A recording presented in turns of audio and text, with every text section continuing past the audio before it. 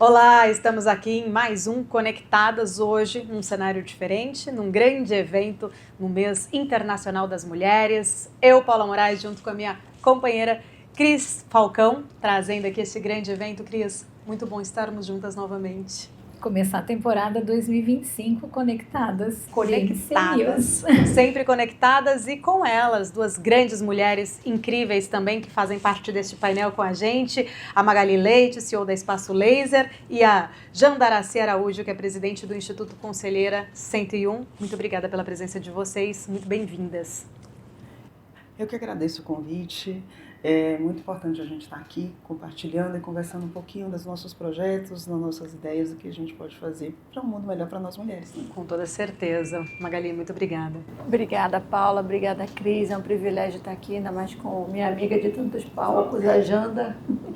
Então, é um privilégio. Eu vou começar, inclusive, essa nossa conversa tentando trazer aqui um pouco de uma discussão que a gente até estava ouvindo no painel anterior, falar um pouco de board, de conselho, né, da presença feminina.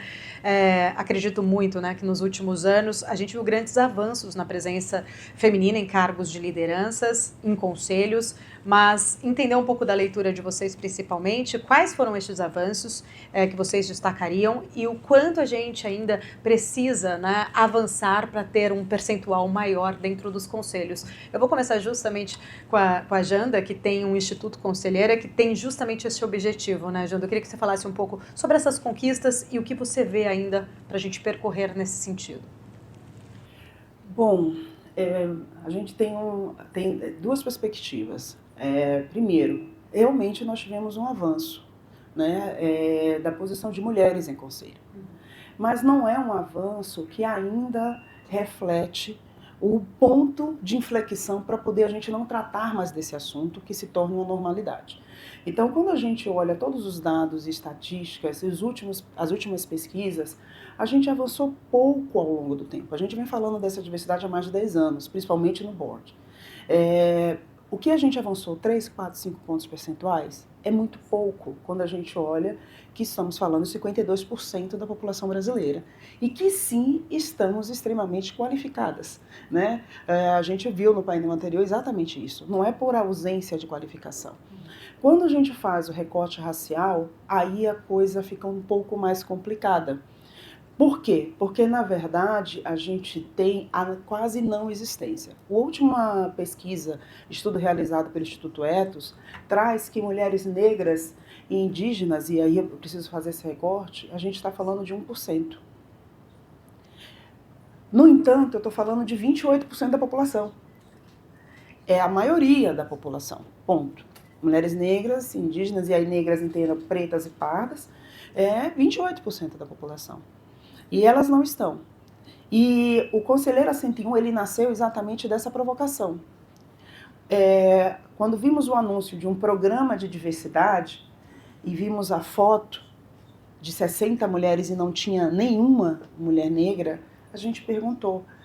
Foi uma pergunta, né? A Lisiane Lemos, que é também que é a cofundadora do Instituto, nossa, mas não tem ninguém. O que é que a gente precisa para participar? Foi uma pergunta muito propositiva. A gente quer entender por que a gente não está, não é? O que é que precisa? E aí nos disseram, olha, precisa passar os skills que eram necessários. E eu fiz, mas não tem. Aí a gente foi, né? Mas não tem ninguém, né? Como é que é isso? Não existe ninguém? Aquela coisa nunca tem, né? E disse, não, infelizmente, eu fiz, não é possível. Então tá bom. E assim surgiu o Conselheira 101. Em 2020, a gente vai fazer agora 5 anos, né? Foi em março de 2020, exatamente em março, bem no auge da pandemia, a gente não sabia nem se a gente ia estar continuando até o final do ano, na verdade, né? Tava todo mundo meio enlouquecido. E a gente discutiu, vamos, não tem ninguém, peraí que a gente vai descobrir algumas pessoas. Só na nossa rede a gente conseguiu 60 mulheres, com todos os skills que nos foram ditos. E a gente questionou, mas elas existem. E aí criamos o programa Conselheira 101, que ele nasceu como um programa. Convidamos alguns parceiros, como a IBGC, a WCD, a KPMG, para nos ajudar a fazer o processo de formação dessas mulheres. E assim fizemos. E assim já formamos mais de 150 mulheres. A gente tem um limite de turma, né? Até para manter a qualidade, para manter tudo mais, a gente faz processo seletivo.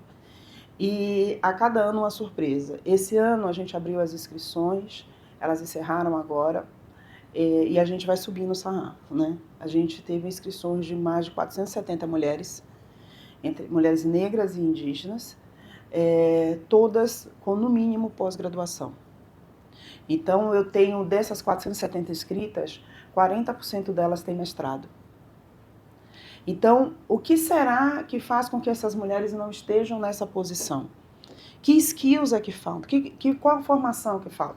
Então, a gente parte para a questão da visibilidade, que é um processo contínuo no país. Dizer assim, mas tem não é uma pessoa, não é duas pessoas. A gente quer que estejamos, e de uma forma normal, correspondente com as mesmas oportunidades de ocuparem os espaços como qualquer outra pessoa.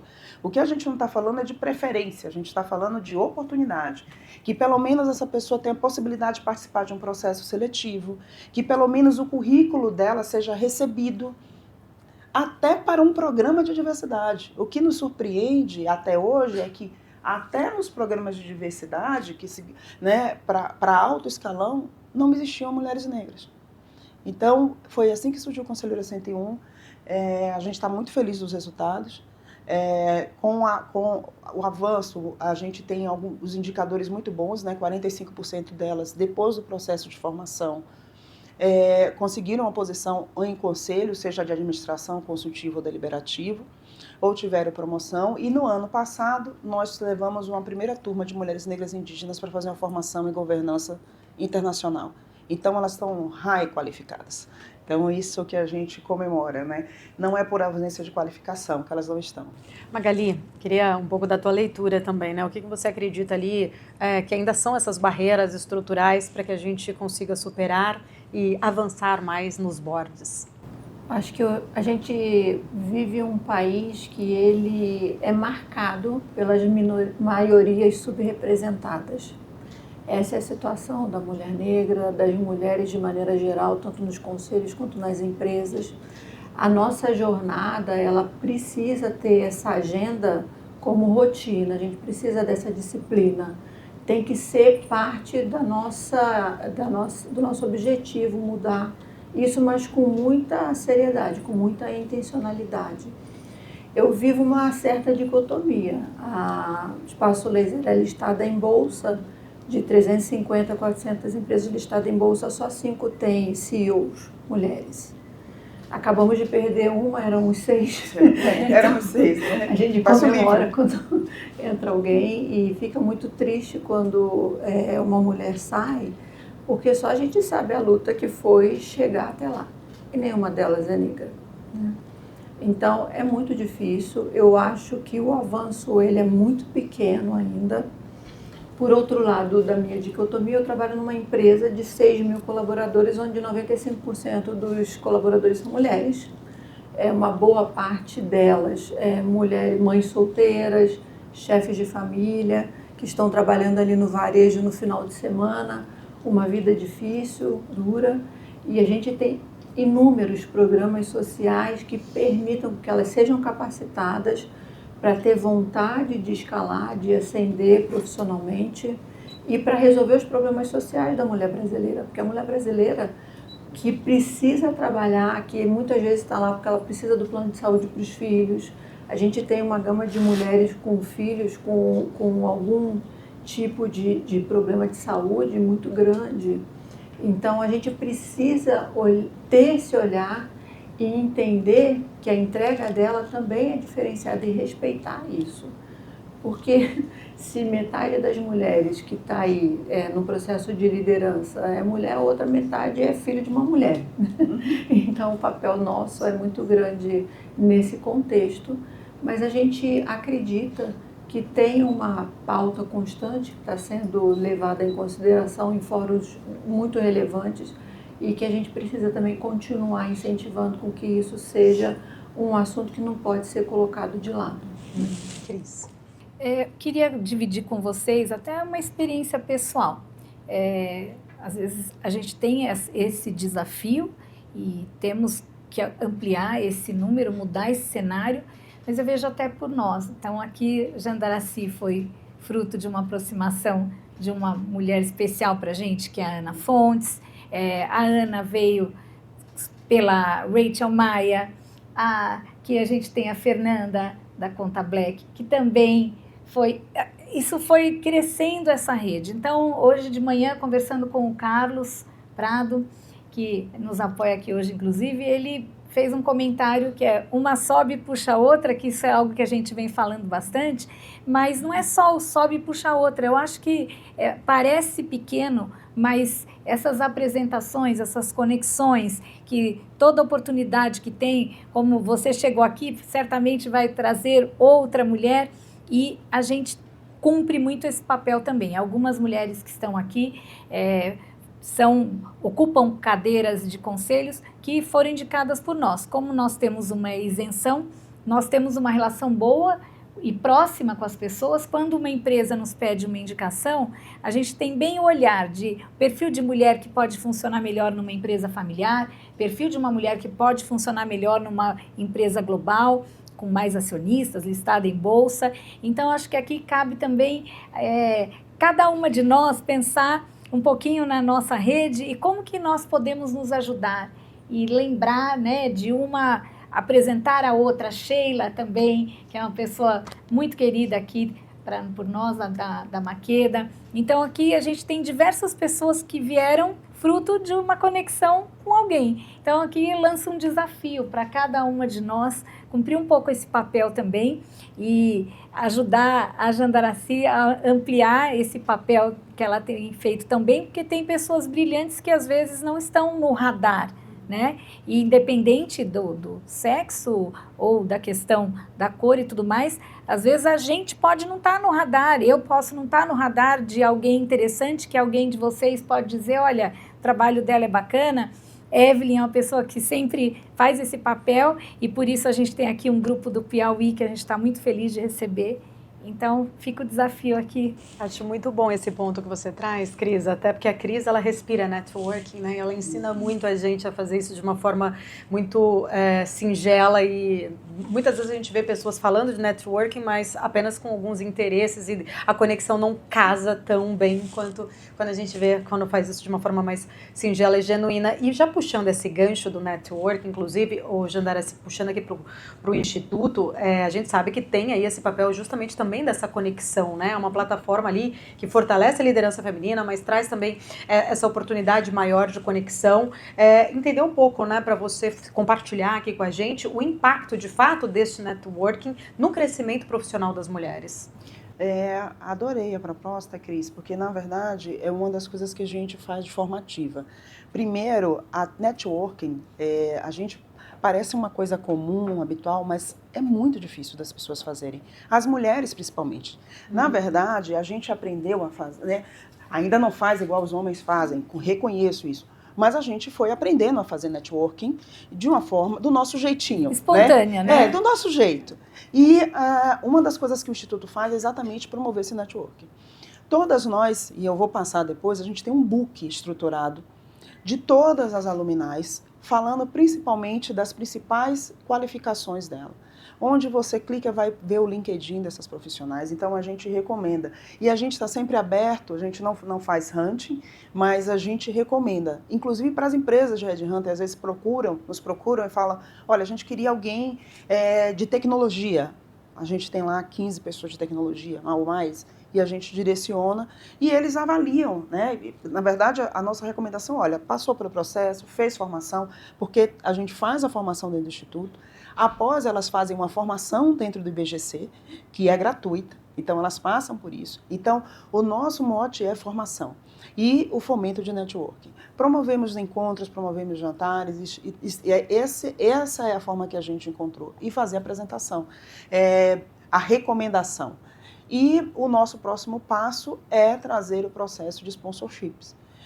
Porque, diferente da mentoria, o sponsor, e eu sou fruto de sponsors, minha trajetória de carreira, eu tenho mais de 30 anos, eu ocupo também alguns conselhos, há 8 anos já estou na jornada de conselho, veio desse papel de sponsors, de ter pessoas que eram sponsors, que têm um papel muito diferente do mentor.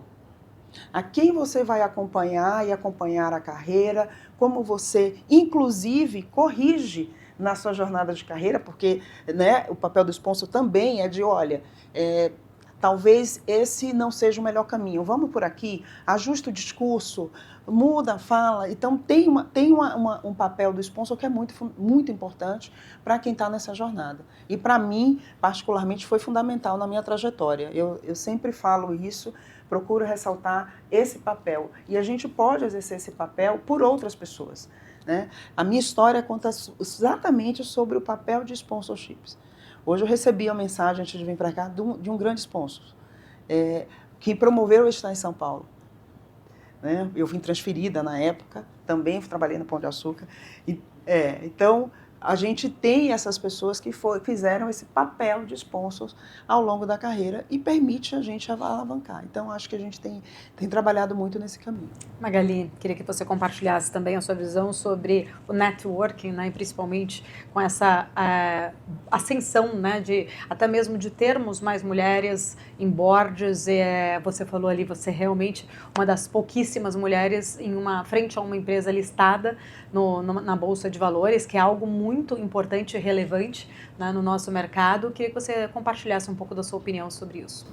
Eu acho que super importante com relação a essa trajetória da carreira executiva e da carreira de conselheira, é a gente entender que a forma de você se apresentar e o networking é construído de uma maneira diferente. Então é uma complexidade a mais, porque a mulher ela não foi criada para fazer networking ou para estar na vida executiva, pelo menos não as da nossa geração. Então, além da gente ter que aprender como chega lá do ponto de vista de executivo, também a gente agora precisa desenvolver o lado de ser conselheira e de ter um comportamento completamente diferente. As competências são diferentes, a forma de você apresentar é muito diferente. E eu acho que o que está faltando bastante para a gente ainda é a gente olhar a estatística. A diferença de resultado que uma companhia diversa entrega, e existem várias fontes super confiáveis, é impressionante. A qualidade do resultado, a perspectiva do viés, inclusive, das competências que você desenvolve no seu time, quando tem uma composição mais diversa, é impressionantemente mais interessante do que uma companhia que ainda não tem essa trajetória bem trilhada ainda. Vou trazer uma pergunta que ela até é muito polêmica em alguns momentos, que é uma grande discussão, meritocracia versus regulação. Você ainda falou bastante, né, Jean, do número ainda muito pequeno em board de mulheres, e aí me faz pensar nessa questão. Qual que é a opinião de vocês sobre, de fato, iniciativas que tragam cotas para as mulheres em conselhos? Vocês acreditam que seja necessário ter essas cotas ou que as mulheres elas têm que estar ali, não por cotas, mas por mérito? Eu vou começar com a Janda primeiro. Bom, eu acho que tem duas coisas que a gente precisa aterrissar. Primeiro, o que é ação afirmativa. O que significa ação afirmativa? A cota ela é uma ação afirmativa.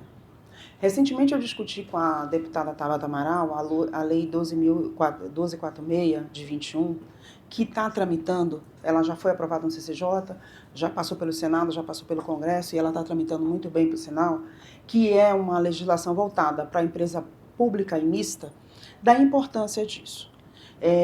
O que é que significa uma ação afirmativa? A ação afirmativa ela é temporária. Ela é exatamente para você corrigir distorção. Quando você tem qualquer distorção no mercado, o que é que a gente faz? A gente vai e interfere no mercado. Vou dar um exemplo muito prático que a gente está vivendo, né, nesse momento.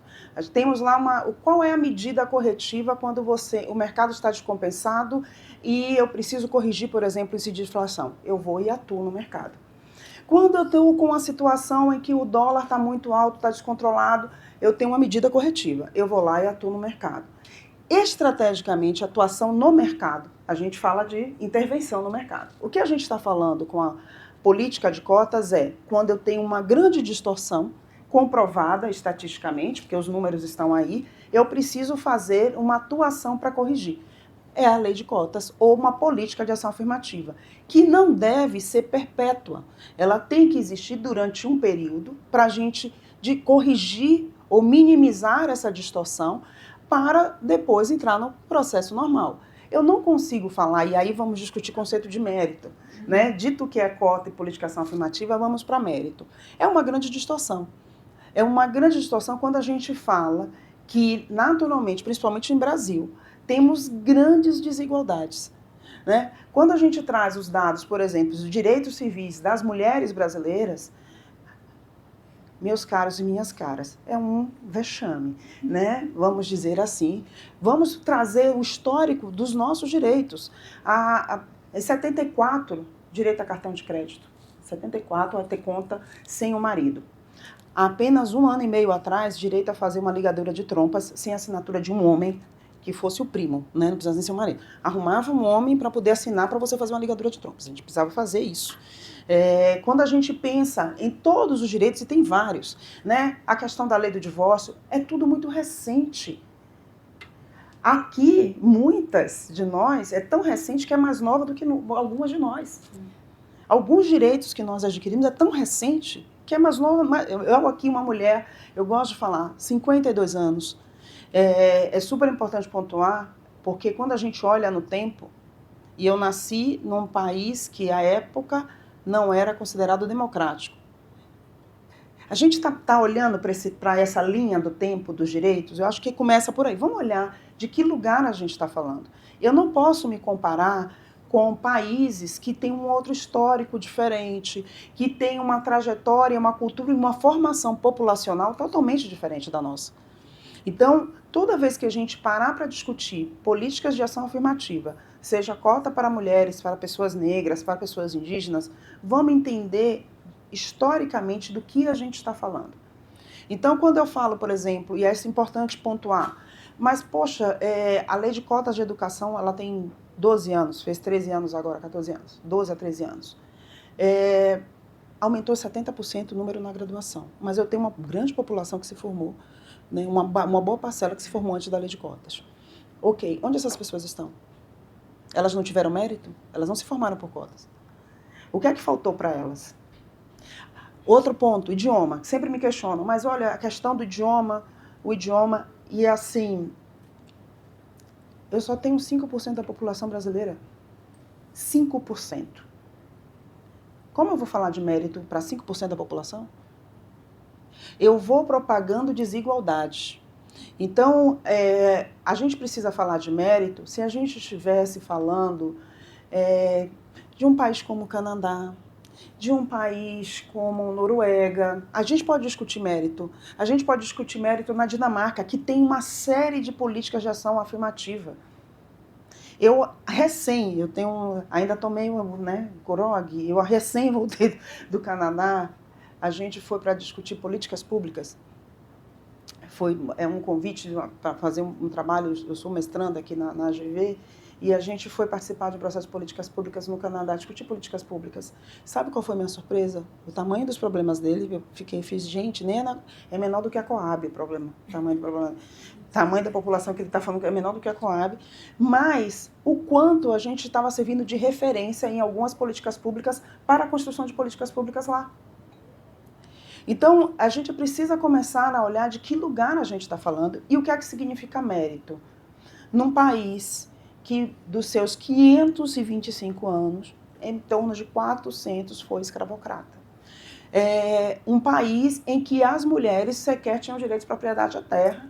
Aqui, as senhoras no agro sabem a luta que foi, né? Ou tinha que casar, ou tinha que ter um primo. A gente precisa olhar e conhecer profundamente a nossa história. É a partir daí que a gente precisa discutir se eu preciso de ação afirmativa ou se eu vou discutir mérito. Magali. Eu sempre tive essa discussão, né, sobre o mérito, porque a gente acaba olhando de perspectiva própria, né? Eu cheguei lá e foi duro, viu? Porque eu precisei desejar o lugar dos homens. Você não tinha mulher de referência. E para desejar o lugar do homem, você precisa dele para ajudar a chegar lá. Então, quando a gente discute a questão da meritocracia, do meu lugar, eu sou muito privilegiada, não importa. Eu vim de uma família extremamente humilde, mas já é diferente, eu já saí lá na frente. Nós não temos saída. A cota é uma medida de transição absolutamente necessária. Não existe o que discutir. Você se manter lá é outra agenda, né? A capacitação, que aí é um trabalho que vocês estão fazendo extremamente bem, também precisa ser uma agenda, né? Com muita disciplina de execução, porque não é fácil a gente se manter atualizado, mesmo a gente que já está com uma carreira estabelecida, não é fácil. Você imagina quem não tem o recurso, quem não tem o acesso a esse tipo de ambiente, é muito mais complexo. Então, não tem saída. A cota, ela é uma medida de transição e ela precisa ser indiscutível. Cris, queria que você também Acho que é trouxesse a sua importante a visão. gente ajudar na questão da educação, as pessoas terem esse olhar de promover mais espaço para os jovens que não têm a mesma oportunidade. Isso já está acontecendo bastante, praticamente todos os colégios importantes, assim, bem posicionados de São Paulo têm um número considerável de vagas para alunos bolsistas. E algo que tem me chamado muita atenção, hoje, atualmente, os bolsistas, eles sempre tiveram respeito e aproveitar bastante essa oportunidade, mas hoje eu percebo que até mais. E, por exemplo, recentemente, eu e o Aloysio perguntamos à nossa filha, ela sempre foi uma das melhores alunas da classe, e aí até sempre tem um grupinho que compete pelas notas e ficam ali naquela competição saudável, né, de notas melhores. Ele perguntou, quem são as melhores da sua classe? Você está nas melhores esse ano? Aí ela falou assim, não, papai, as melhores são as bolsistas. Então, você vê como a educação é importante, como se a pessoa aproveitar essa oportunidade, porque começa lá atrás, né? A gente correr atrás do prejuízo depois de bem mais velho é mais difícil. Então, acho que se todos nós, de certa forma, também apadrinharmos alguém, né? Não ficar isso só para as escolas abrirem essas oportunidades, mas se a gente, as empresas, nós até como cidadãos, de alguma maneira, fizermos esse papel de oportunidade para esses jovens, eu acho que isso pode fazer também grande diferença e impactar bastante lá na frente, até por essa questão da meritocracia, né? Que é justamente a oportunidade. A oportunidade tem que começar mais cedo.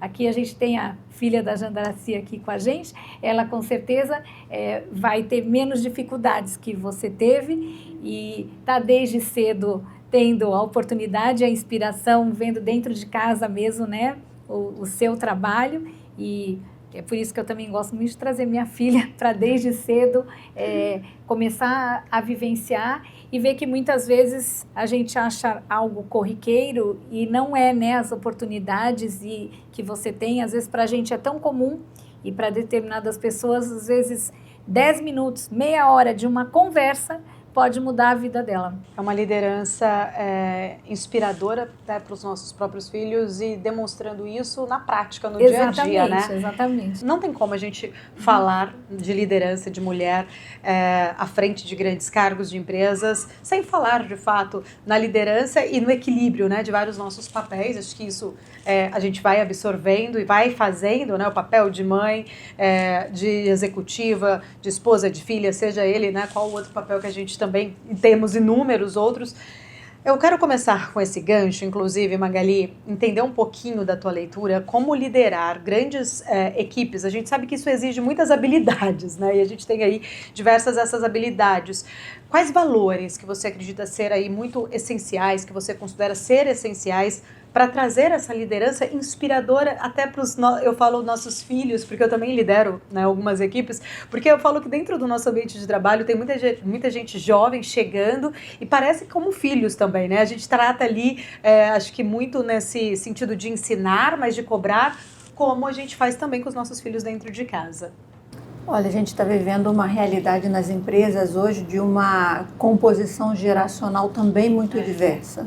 Então, são várias gerações de perfis muito diferentes convivendo hoje e tem sido um desafio, porque cada um tem uma beleza e cada um tem uma entrega diferente que ela precisa compor o todo no sentido de trazer o resultado que você busca, né? O brasileiro não gosta de falar que uma empresa existe para dar lucro, parece que é uma vergonha, mas a gente precisa trazer isso para a mesa, porque apesar desse tipo de desafio, a gente tem que fazer isso com as pessoas, né? A Laura falou um pouco disso mais cedo.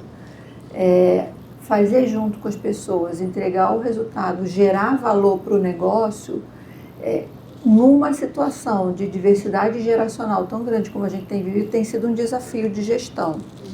Eu acredito que liderança, por exemplo, é uma saída muito nobre para isso. Você gostar exatamente do que você está fazendo ali, sabe? Ser genuíno, gostar de liderar não é para qualquer um e não tem problema. Mas precisa ter essa preocupação de estar pronto, porque os times hoje têm um comportamento muito diferente. Tem determinadas áreas de especialidade que as pessoas não querem estar na empresa todo dia. Tem outras áreas que adoram. E isso é difícil da gente que é de uma geração que estava todo dia no escritório lidar, porque precisa respeitar essa diferença.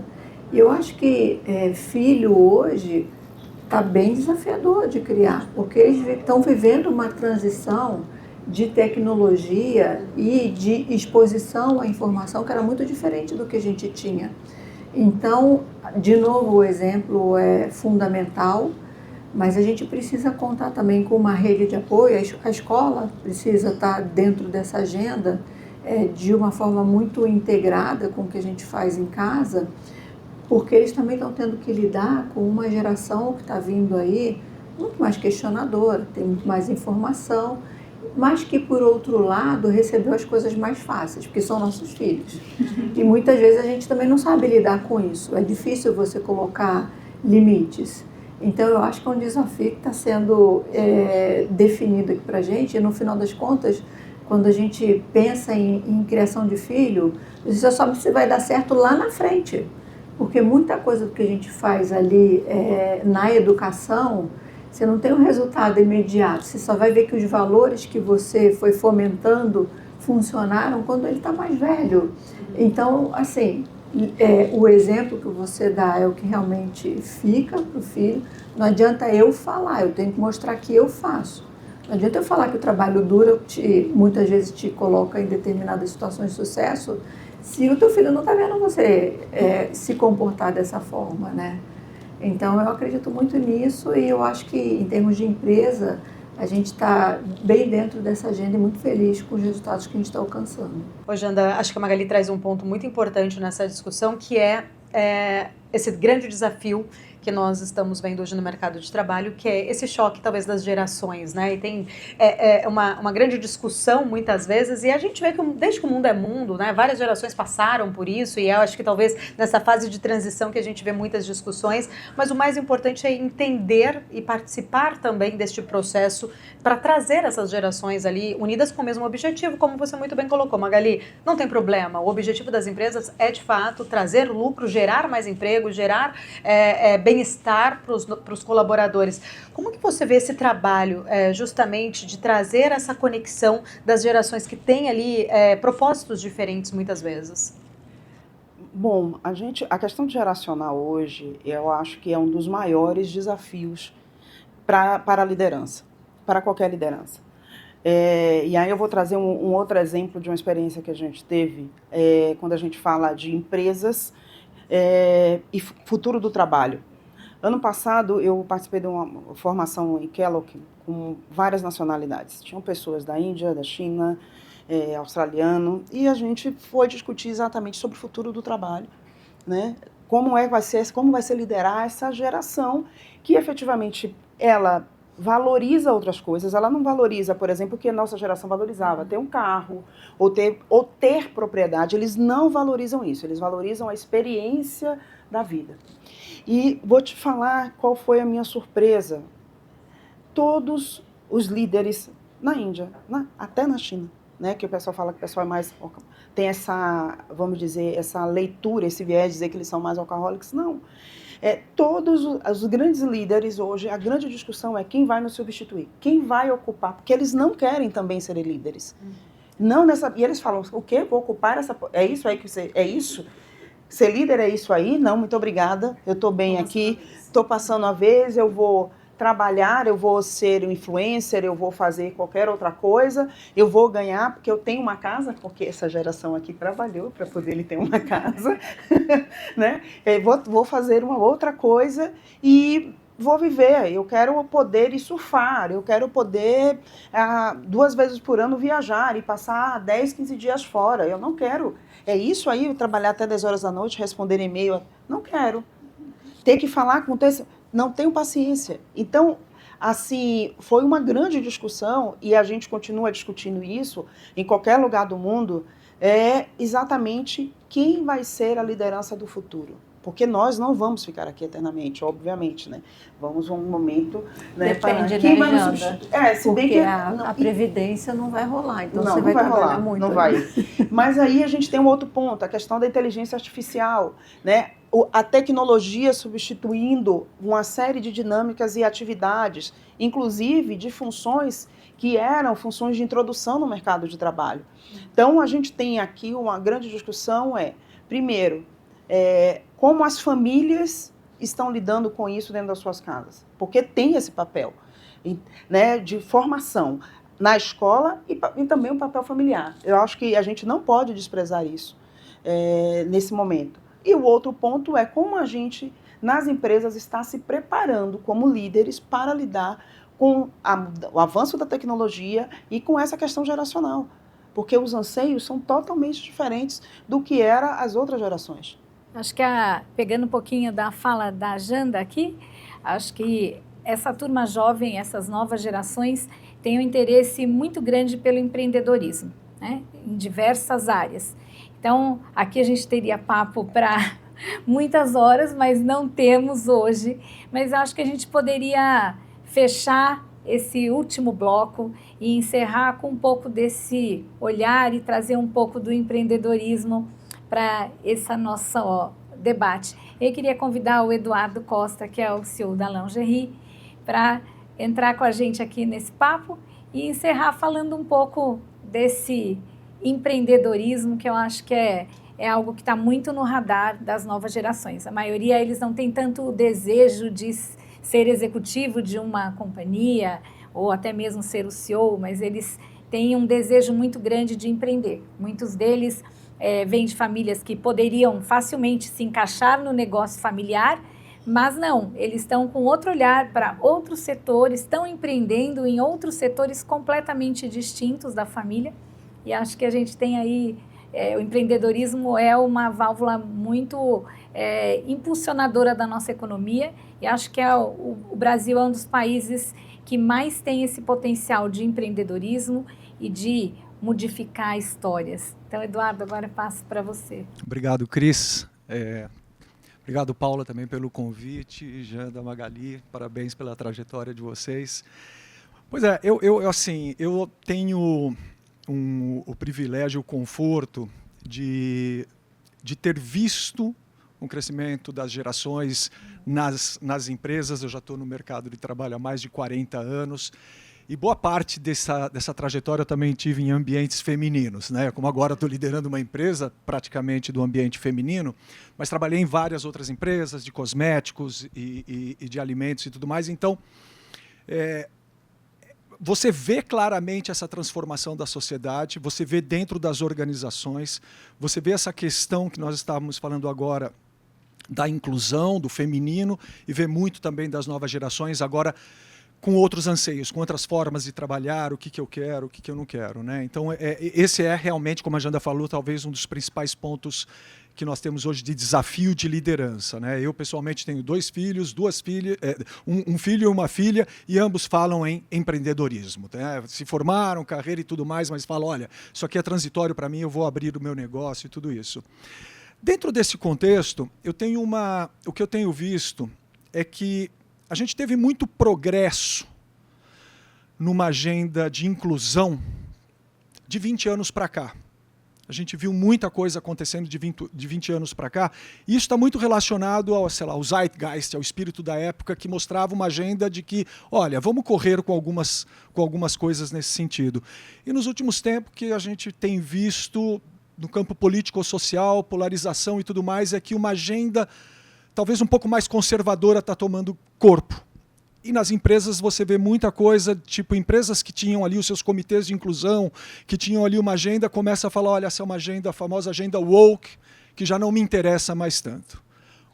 Como é que vocês estão vendo isso? Vocês têm percebido essa mudança de ares? E se sim, como é que isso está afetando um pouco a agenda do feminino dentro das lideranças das empresas? Avanço, na verdade, eu acho que a gente não chegou. Os números estão aí, tá? A gente começou a falar mais. Né? A gente começou a ter mais direitos, discutir licença maternidade, discutir a questão de creche, discutir algumas coisas de características mais práticas para melhorar o ambiente de trabalho para mulheres. Né? A gente teve isso. E aí, partindo de direitos, tá? A partir da premissa dos direitos. A gente discutiu muito sobre direitos. O segundo ponto é que essa agenda multi-woke, ela fala muito sobre valores. Isso tem que ser de valores. Se a diversidade, se ter pessoas diversas, se ter mais mulheres ou não, estava enraizado nos valores, fazia parte do DNA, não vai ter movimento A, B ou C, vai fazer parte da estratégia da empresa. Porque a gente não está falando de benesse ou filantropia, a gente está falando de estratégia e inovação, a gente está falando de mercado, inclusive, de ponto de vista econômico. A gente não faz sentido a gente continuar minorizando a maioria, pagando menos e não dando a mesma oportunidade num país que é desigual e que precisa fomentar a economia. Se a gente pegar qualquer economista e começar a fazer conta da diferença, do impacto da diferença salarial entre homens e mulheres dentro da economia, já responde uma série de perguntas. Agora, é importante a gente trazer o seguinte, está saindo da agenda para quem era diversity washing, para quem fazia social washing. Quem fazia o washing vai abandonar, e aí são escolhas. Para quem faz parte, para quem entendeu que isso faz parte dos valores, que está dentro da estratégia, a vida está seguindo normal. Né? As executive orders do presidente americano, que está no presidente americano, as empresas relacionadas estão sendo impactadas. Né? Empresas que têm uma relação direta com o governo americano, as empresas americanas, elas estão sendo diretamente impactadas. Empresas brasileiras é uma escolha. E é uma escolha atrelada a valores. Quais são os valores dessa companhia? É essa a resposta. Magali. Eu acho que com relação a essa questão do empreendedorismo ou dessa vertente que tem ganhado muito corpo no mercado, e a gente em algumas áreas, em algumas regiões, tem tido muita dificuldade de contratar mão de obra, de reter. Eu acredito que isso veio um pouco ali com o movimento de pandemia, com uma necessidade de ter nowhere office, de você ter mais liberdade. E eu acho que, de certa forma, também, as empresas não souberam lidar com essa transição de realidade. E aí continua uma discussão que não acaba nunca de se a gente tem que ter modelo híbrido, se tem que ter voltar todo mundo para o escritório. E existe uma confusão com relação a isso que também gera, em certas indústrias, uma falta de interesse por quem vai trabalhar nas empresas, porque você não tem essa possibilidade ou essa flexibilidade. Outro aspecto principalmente quando você vai para uma fintech ou para uma iniciativa onde ela tem menos carga tributária ou menos pressão. O Brasil, para quem está numa empresa estruturada, a gente precisa ter o dobro, o triplo de equipes numa área financeira, numa área tributária do que existe lá fora. A gente é muito pouco competitivo aqui. Então, como é que funciona isso? Você vai empreender, porque você vai ter menos carga, você vai ter uma flexibilidade ali de construção do teu negócio, mas ainda assim, no meu ponto de vista, que a vida inteira fui executiva, CLT, por aí vai, a responsabilidade é enorme, porque você já começa o mês com uma folha de pagamento na sua conta e o nível de responsabilidade é muito maior do que quem é funcionário de uma empresa formal. Então, eu acho que assim, são modelos que estão ganhando um hype mesmo, é uma tendência, mas eu acho que é uma responsabilidade enorme também empreender no Brasil e conseguir criar um negócio de valor que você consiga ter alguém investindo e ser atrativo. Grandes desafios, inovações importantes chegando. testes, né? Acho que muito grandes aí para a gente reaprender, talvez, tudo que a gente já aprendeu no passado e trazer aí uma mudança, tirando a gente até da zona de conforto, né? Mas do ser humano, acho que é muito importante a gente sempre também estar aberto a aprender e seguir nessa conexão, inclusive com futuras gerações, com futuros líderes, né, que vão estar aí no mercado, ocupando a vaga que hoje muitas vezes nós aqui, numa geração atrás, já ocupamos nessa liderança. Gente, papo muito enriquecedor, inspirador, eu gostei, espero que todos tenham gostado, quero agradecer. Obrigada, Magali, obrigada, Janda. Sempre muito bom ter essas discussões com grandes mulheres. E obrigada, Cris. Obrigada, até o próximo Paula. programa. Gente, muito obrigada pela audiência de vocês. Conectadas volta na próxima semana. A gente se vê. Até mais. Tchau, tchau.